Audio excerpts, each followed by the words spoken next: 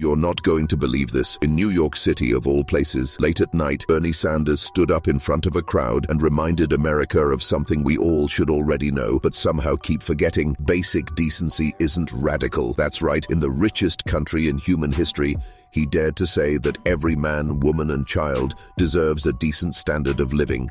And guess what? The crowd erupted, because deep down, everyone knows he's right. This is not a radical idea. It's common sense. But common sense is exactly what terrifies the billionaire class, the mega elite, and the corrupt politicians who feed off their scraps. Now, I'll admit, when I first heard these clips, I thought, wow, finally, a rally that isn't just doom and gloom. Don't get me wrong. We talk about the dark, ugly stuff here all the time, because we have to. But every now and then, a moment like this comes along that actually feels hopeful. And hope, my friends, is powerful. Hope is fuel, because while Trump and his cronies traffic in fear, we've got something stronger, and Bernie, with his gravelly voice and his unwavering conviction, put it on full display. He said, and I quote, "It is not radical to say we should have a vibrant democracy by getting rid of Citizens United and moving to public funding of elections." Think about that for a second. That's not just a policy idea, it's a direct attack on the foundation of billionaire power. The billionaire class can dump unlimited dark money into elections while you and I are scraping to pay rent. Is it radical to want fairness? No, it's radical to defend corruption. It's radical to protect oligarchy. Bernie flipped the whole narrative in one sentence, and he kept going. It is not radical to say the billionaire class has got to start paying their fair share of taxes. That line hit like a thunderclap. People cheered because we all know billionaires are getting away with legal theft, hoarding wealth while millions of Americans can't afford healthcare, education, or even food. It's not radical to say that healthcare is a human right. It's radical to deny it. And yet here we are, the only major country on earth that hasn't figured this out. Every other modern democracy has done it. Every one. But America? No, we treat healthcare like a luxury item, as if survival itself is a commodity. And I'll tell you something personal. When Bernie said that, I felt it. Because not too long ago, I was one of the millions of Americans without healthcare. I know that anxiety, that fear of one accident, one illness, one ER visit blowing your life apart financially. Nobody should have to live like that. Nobody. And in the so-called richest country in the world, it's beyond shameful. It's criminal. Then Bernie hammered home another point.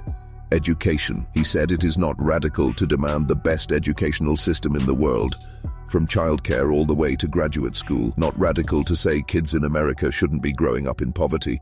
Not radical to say our seniors shouldn't be living in poverty after a lifetime of work. He laid out a vision so obvious, so humane, that the fact it sounds revolutionary says everything about how broken this country really is. And just when you thought it couldn't get better, Zoran Mamdani took the mic. Now, Zoran is one of those voices you don't forget, sharp, fearless, grounded in the reality of New Yorkers' daily lives. He talked about Access a Ride, the city's program meant to help disabled New Yorkers get around. Instead of pretending everything is fine, he admitted the truth. It's broken. It's inefficient. It fails the very people it's supposed to serve. And instead of running from that reality, he embraced it. He said, when progressives deny government failures, we make it look like we don't care. That's powerful because it's true. Think about it. The right wing has owned words like efficiency, waste, fraud, and quality of life for decades. But why should they own those words? Shouldn't progressives, the ones actually fighting to make government work for people, be the ones demanding efficiency? Zoran nailed it. If we don't hold ourselves accountable, we hand the language and the power over to conservatives who want to destroy government altogether. And then he painted a picture. Over 1 million people ride the bus in New York every day. 1 million. That's not just numbers. That's lives, families, workers, kids, seniors. And when the system fails them, it's not some abstract government inefficiency. It's people waiting in the cold, missing work, missing doctor's appointments, losing hours of their lives because those in power couldn't be bothered to care. Zoran said his first act at City Hall would be to audit everything, to shine a light on where the money goes and who it serves. Radical? No. Accountability, transparency, actual leadership. And let me tell you, this scared the hell out of Andrew Cuomo. Remember him? The guy who thinks no doesn't apply to him. The guy whose ego is so big he can't imagine stepping aside. Zoran's running against him, and Trump himself is trying to tip the scales. There were reports that Trump offered Eric Adams an ambassadorship. Yes, you heard that right, an ambassadorship.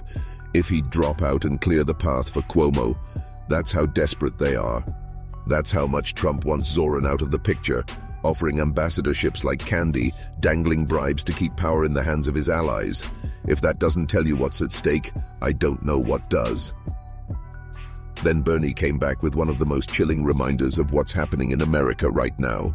He described people being snatched off the streets, thrown into unmarked vans by masked men, deported to places where they know nobody. He called it disgusting, dictatorship behavior, and he's right. That's not democracy, that's authoritarianism in plain sight. The stuff you'd expect in a two-bit dictatorship, not the United States of America. But here's the hard truth Bernie didn't sugarcoat. It is happening here, right now. Not some faraway regime, not history, here.